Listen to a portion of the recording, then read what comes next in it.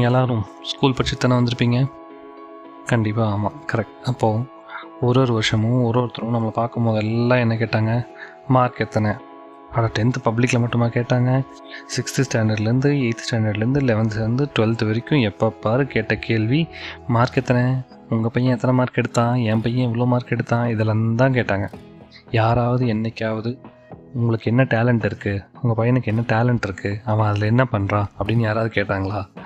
இப்போ வரைக்கும் எனக்கு தெரிஞ்சு கேட்கவே இல்லை. டில் திஸ் ஜென்ரேஷன் மார்க் என்னங்கிறது தான் கேள்வியாக இருக்குது இல்லையா?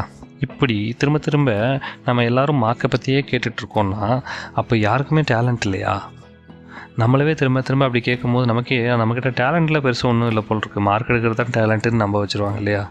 அப்படி தான் நம்பிகிட்ருக்கோம். மார்க் எடுத்தால் தானே எல்லாமேன்னு சொல்லிகிட்ருக்கோம். இன்றைக்கி அதே ஜென்ரேஷன் இங்கே வந்துட்டு எனக்கு கோடிங் வரல. நான் என்ன சொல்கிறேன்ப்பா, கோடிங் வர்றவங்களே இல்லை, என்ன சொல்கிறேன், எனக்கு கோடிங் வரல, ஐடியில் வேலை பார்க்க முடில, அப்புறம் சிலருக்கு ஸ்டேஜில் டான்ஸ் ஆட முடியல, 4 பேருக்கு முன்னாடி பேச முடியல. இது எல்லாம் ஏன்? நம்ம எல்லோரும் மார்க்கை மட்டும்தான் பார்த்தோமே தவிர ஒருத்தருக்கு உண்டான தனித்திறமை என்ன அப்படின்லாம் யாரும் கேட்கல, பார்க்கல. அவனா ஏதோ 1-2 பேர் விளையாடிருப்பான், அவ்வளோதான். மீதி இருக்க ஒரு ஸ்கூலில் 40 பேர், ஒரு கிளாஸில் 40 பேர்னா 40ல் ஃபஸ்ட் ரேங்க் எடுக்கிறவன் ஒருத்தன், 2வது 3வது ரேங்க் எடுக்கிறவன் ஒரு 2-3 பேர் இருப்பானுங்க. ஸ்போர்ட்ஸுக்கு போகிறவன் ஒரே ஒருத்தர் இருப்பான். அப்போ மீதி இருக்கவங்களாம் என்ன ஆகுறது? எல்லோரும் ஃபஸ்ட் மார்க் எடுக்க முடியல. அப்போ அவங்களுக்கெல்லாம் டேலண்ட் இல்லைன்னு அர்த்தமா? இல்லை, கண்டிப்பாக எல்லாத்துக்குள்ளேயும் ஒரு டேலண்ட் இருக்கும். சிலர் எழுதுவாங்க, சிலர் வரைவாங்க, சிலர் ஸ்டோரி சொல்லுவாங்க. இந்த மாதிரி இது எல்லாமே டேலண்ட் தான். மார்க் எடுக்கிறது மட்டுமே இல்லை, அது சிலபஸோடு தான் மார்க் எடுக்கிறது. இந்த டேலண்ட்டுக்கு சிலபஸும் இருக்காது, சர்டிஃபிகேட்டும் இருக்காது. இன்றைக்கி இருக்கலாம், பட் இது எல்லாமே உங்கள் ஹார்ட்டில் நீங்கள் உங்களுக்கு உண்டான டேலண்ட். சரிங்களா? இந்த மாதிரி நான் கண்டுபிடிச்ச ஒரு விஷயம் தான் ரைட்டிங். ஸோ எஸ், இன்றைக்கி இந்த ஒரு டாப்பிக்கை தான் பேச போகிறோம். ஹலோ மக்களே, welcome to boring talks episode 7. So இந்த மாதிரி இந்த ரைட்டிங் தான் எனக்கு கொஞ்சம் கொஞ்சமாக கவிதை எழுத தோணுச்சு. அப்புறம் அதை வச்சு கொஞ்சம் கதை எழுத வைக்கலான்னு தோணுச்சு. அதையும் எழுதணும். அப்படியே கொஞ்சம் மைக்கு கொண்டு வந்துச்சு, மைக் மேலே இன்ட்ரெஸ்ட் வந்துச்சு, பாட்காஸ்டிங் பண்ண ஆரம்பிக்கிறேன். இது எல்லாமே அந்த ஒரு டேலண்ட்டில் நான் திரும்ப ஏதாவது ஒன்று பண்ணணுங்கிற என்னோடய இன்ட்ரெஸ்ட்டை தான் அதிகப்படுத்துச்சு. அதுதான் இன்றைக்கி இந்தளவுக்கு கொண்டு வந்து நிறுத்தியிருக்கு. ஸோ இது ஜஸ்ட் லைக் இது ஒரு ப்ராக்டிஸோ இல்லை நம்ம சொல்கிறது இவன் ஏதோ ஒன்று சொல்கிறான்ப்பா அவனுக்கு வந்துருச்சுங்கிறனால அப்படியெல்லாம் கிடையவே கிடையாது. நம்ம எல்லாருக்குள்ளேயும் ஏதோ ஒருத்தங்க கண்டிப்பாக இருக்கும். அது ரைட்டிங், வரைகிறது, பாடுறது, சிந்தனை கூட சில சமயத்தில் டேலண்ட் தான். சிலர் பார்த்துருக்கீங்களா, செஸ் விளையாடுறது ஒரு டேலண்ட்டுன்னு சொல்கிறோங்களா? எப்படி? அவனுக்கு விளையாடுறதுக்கு யோசிக்க தெரியணும். எது வந்தால் எடுத்தது என்ன வரும், அதுக்கப்புறம் எதை நகர்த்தலாம், எல்லாமே டேலண்ட் தான். சிந்தனை கூட. இது என்னென்னா நியூரோ பிளாஸ்டிசிட்டி அப்படின்னு ஒரு வார்த்தை இருக்குது. அதுக்கு என்ன தெரியுமா அர்த்தம்? Brain changes when you practice something. இதுதான் இந்த நியூரோ பிளாஸ்டிசிட்டியோட அர்த்தம். இது இப்படி தான். அந்த நியூரோ பிளாஸ்டிசிட்டிங்கிறது ஒர்க் ஆகுது எப்படின்னா, இந்த பிரெயின் எல்லாத்தையுமே பிறக்கும் போதே கற்றுக்கிட்டுலாம் வரல, அதுக்குள்ளே வச்சு யாரும் அனுப்பலை. நீங்கள் ஒரு விஷயத்தை திரும்ப ப்ராக்டிஸ் பண்ணும்போது அது தானாக உங்களோட திறமையாக மாறும் அப்படின்னு ஸ்டடீஸ் சொல்லுது. ப்ரூவன் ஸ்டடீஸ் இது. டேலண்ட் யாரும் யாருக்கும் கிஃப்டாக கொடுக்கறது கிடையாது. டேலண்ட்டுங்கிறது உங்களுக்கு இருக்க இன்ட்ரெஸ்ட்டு, நீங்கள் அதில் ஸ்பெண்ட் பண்ணுற டைமு, நீங்கள் அதுக்கு கொடுக்குற ப்ராக்டிஸ், இதுதான் இதோட கூட்டுத்தொகை தான் டேலண்ட், திறமை. சயின்ஸ் சொல்கிறது இதுதான். ஸோ இது நான் சொல்கிறது ஜஸ்ட்டு ஏதோ பாட்காஸ்ட்டுக்காக எங்கேயோ பார்த்துட்டோன்னு சொல்கிறான்னு நினைக்காதீங்க. இது என்னென்னா, நீங்கள் ஒரு புக்கில் இருக்குது, நீங்கள் கூட போய் படித்து தெரிஞ்சுக்கோங்க. The brain that changes itself. நோமன் டாய்ச் அப்படிங்கிற ஒருத்தர் ரிசர்ச் பண்ணி ஸ்டான்ஃபோர்டில், ஹார்வர்டில் ரிசர்ச் பண்ணி இந்த புக்கை எழுதியிருக்காரு. ஏன்னா இங்கே நம்ம இன்றைக்கி எல்லாத்துக்கும் ப்ரூஃப் தேவைப்படுது இல்லையா? இவன் நம்ம ஏதோ சும்மா வளர்றான்ப்பா, வியூஸ்க்காகவும் 4 பேர் கேட்பாங்கங்கிறக்காகவும் அப்படின்னு சொல்லிடக்கூடாது. உண்மையிலேயே இதை ஒருத்தங்க ரிசர்ச் பண்ணி ப்ரூவ் பண்ணியிருக்காங்க.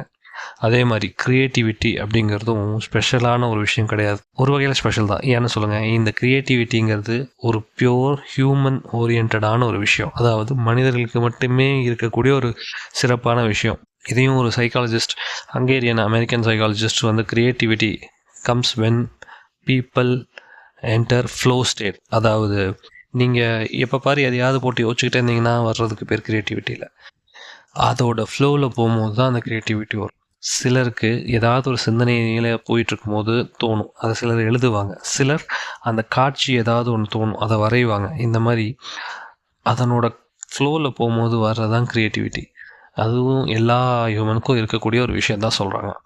ஸோ இந்த மாதிரி தான் க்ரியேட்டிவிட்டி, டேலண்ட், இது எல்லாமே இவனுக்கு தான் வரும், இவனுக்கு வராது, ஃபஸ்ட் மார்க் எடுக்கிறவனுக்கு தான் டேலண்ட்டு, ஃபெயில் ஆகிறவனுக்குலாம் டேலண்ட் கிடையாது அப்படின்லாம் கிடையாது. இங்கே எல்லாத்துக்குள்ளேயும் ஒரு சின்ன சின்ன விஷயம் இருக்கும். அதை நாம் எந்த அளவுக்கு டிசிப்ளின்டாக அதுக்கு டைம் கொடுத்து திரும்ப திரும்ப அதை ட்ரை பண்ணுறோமோ ஒரு நாள் அது டேலண்ட்டுன்னு வெளியே சொல்கிற அளவுக்கு தெரியற அளவுக்கு வரும். பட் அதுக்கு முன்னாடி ஸ்டேஜ்லேயே நம்ம இல்லை எனக்கு இது வரலன்னு சொல்லிட்டு அவன் மார்க்கை தான் டேலண்ட்டாக பார்க்குறாங்க, மார்க் எடுத்தால் தான் படிக்கிற பையன்னு சொல்கிறாங்க, அதை தான் எல்லாருமே பாராட்டுறாங்கன்னு சொல்லிட்டு உங்களுக்குள்ளே இருக்கிற அந்த சின்ன சின்ன திறமைகளை அதுக்கு டைமே கொடுக்காம விட்டுட்டு வெளியே வந்து படிக்கிறேன், மார்க் எடுக்கிறேன், வேலைக்கு போகிறது தான் என்னோடது, சம்பாதிக்கிறது தான் முக்கியம்னு சொல்லி ஓடினீங்கன்னா இந்த மாதிரியான டேலண்ட் வரவே வராது. இன்றைக்கி மேபி நாட்கள் மாறுதுன்னு நினைக்கிறேன்.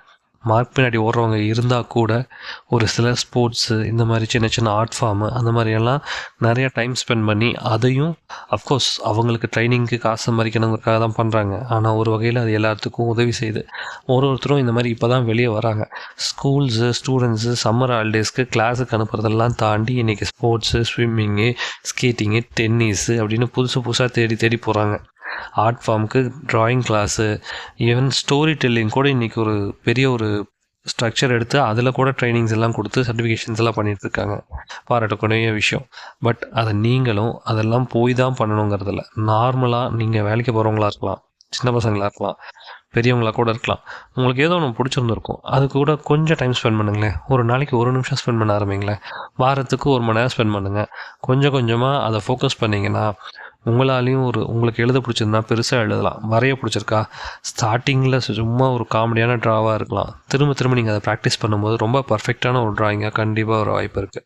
அப்போது உங்களுக்குள்ளே இருக்கிற சின்ன திறமைக்கு நீங்கள் பண்ண வேண்டிய ஒரே விஷயம் நீங்கள் கொடுக்குற டைமும் டிசிப்ளினும் ப்ராக்டிஸும் தான். இதை பண்ணும்போது எல்லாத்துக்குள்ளேயும் இருக்க டேலண்ட் வெளிவரும். அது ஒரு விதை மாதிரி. அந்த விதையை நீங்கள் வாட்டர் கொடுத்து அதான் ப்ராக்டிஸ் ஈக்குவல் டு வாட்டர். நீங்கள் அதை தண்ணி ஊற்றி திரும்ப திரும்ப திரும்ப ப்ராக்டிஸ் பண்ணும்போது கண்டிப்பாக அந்த விதை மரமாக வரும். அது சின்ன திறமைன்னு நினச்சி விட்டுறாதீங்க. இதில் என்ன சம்பாதிக்க போகுதுன்னு நினைக்காதீங்க.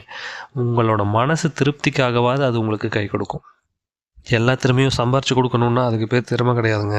திறமைங்கிறது அவங்கவுங்களுக்கு பிடிச்சதை நீங்கள் பெஸ்ட்டாக பண்ணி அதை ஹையர் லெவலில் பண்ணுறது தான். ஃபார் எக்ஸாம்பிள் ஸ்கூலில் எல்லோரும் வரைஞ்சிருப்போம். எதுக்கு? தமிழில் இல்லை, தமிழில் தான் சொல்ல முடியும். அமீபான்னு படிச்சிருப்பீங்களா இருக்கும். அது என்ன, அது இத்தனோண்டு வரைஞ்சி விட்டுட்டு அதுக்குள்ளே கோணையாக வரைஞ்சி விட்டு அது அமீபான்னு சொல்லி நம்ம நம்பி அது என்னமோ பெரிய ஆர்டிஸ்ட் ரேஞ்சுக்கெல்லாம் ஃபீல் பண்ணியிருப்போம். அதுவும் ட்ராயிங் தான். ஸோ அங்கேருந்து கொஞ்சம் கொஞ்சமாக இம்ப்ரூவ் பண்ணியிருந்தீங்கன்னா, ஏன் பிகாஷோ பிகாஷோ ஓவியத்தெல்லாம் போய் பாருங்கள். இன்றைக்கி எல்லோரும் வருஷக்கணக்காக வச்சு பழைய ஓவியம்னு சொல்கிறாங்களே, அதில் என்ன ஓவியம் ரொம்ப பர்ஃபெக்ஷனாக இருக்கா? இல்லவே இல்லை. 4 கோடு கேட்டால் அது ஹியூமன். எல்லோரோ ஓவியத்துலலாம் என்ன சிறந்தால் அப்படியே இன்றைக்கி இருக்க பிக்சல் இருக்க மாதிரி அதே ஃபேஸாக தெரியுது? இல்லவே இல்லையே. அந்த மாதிரி தான் நீங்கள் வரைகிறதும் சிறந்த ஓவியம்தான். நீங்கள் திரும்ப திரும்ப திரும்ப அதை பண்ணும்போது உங்களால் என்ன கண்ணாடி மாதிரி பார்க்குறீங்களோ அதை வரைகிற அளவுக்கு உங்களால் வளர்த்துக்க முடியும். கண்டிப்பாக ட்ரை பண்ணி பாருங்கள். அதே சமயம் இதெல்லாம் சின்ன பசங்க பண்ணுறது அப்படின்னு கிடையவே கிடையாது. எல்லாத்துக்கும் வயசு தடையே இல்லை. எப்போ வேணால் நீங்கள் ப்ராக்டிஸ் பண்ண ஸ்டார்ட் பண்ணுங்கள். கண்டிப்பாக ஒரு நாள் அது நீங்கள் ஆசைப்பட்ட அளவுக்கு ஒரு திறமையாக மாறி வளரும். நீங்கள் கொடுக்க வேண்டியது உங்களோட டைம், டிசிப்ளின், ப்ராக்டிஸ். இந்த 3 தான். ஸோ கண்டிப்பாக உங்களுக்குள்ளே இருக்க திறமை என்னன்னு ட்ரை பண்ணுங்கள். தேடி பிடிங்க. அந்த விதைக்கு தண்ணி ஊற்றுங்க. கண்டிப்பாக அது மரமாக வளரும். வாழ்த்துக்கள். ஆல் தி பெஸ்ட் எல்லாருக்கும்.